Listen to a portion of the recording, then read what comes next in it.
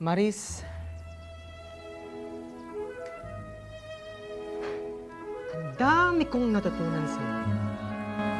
Natuto ako kung paano mamuhay sa panahon na ito. Natuto ako kung paano ang takbo ng pakikipagrelasyon.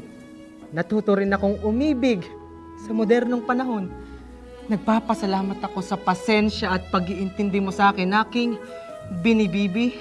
Ginoo. Alam ko at mahirap ang mag-adjust para sa'yo. At hindi madali kapag nasa sitwasyon ka na bago ang lahat. You know, time travel things. Masaya ako at natulungan kita, Jose. At magkasama tayo. Ang dami ko rin kayong natutunan sa'yo. Natutunan ko na maka-appreciate ng mga simpleng bagay tulad nito. Pauulam, nag-uusap, hindi kailangan gumastos.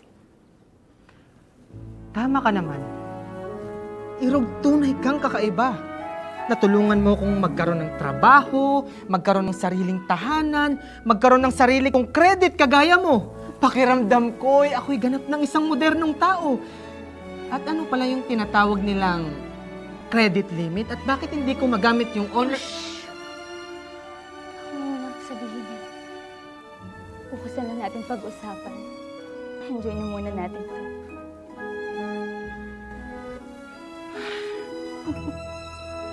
Nais kong pakasalan ka, aking binibibi. Ginoo, gusto ko din yun. Pero Jose, pwede bayaran mo muna yung balance mo sa Skyro Credit? Marami namang payment options eh.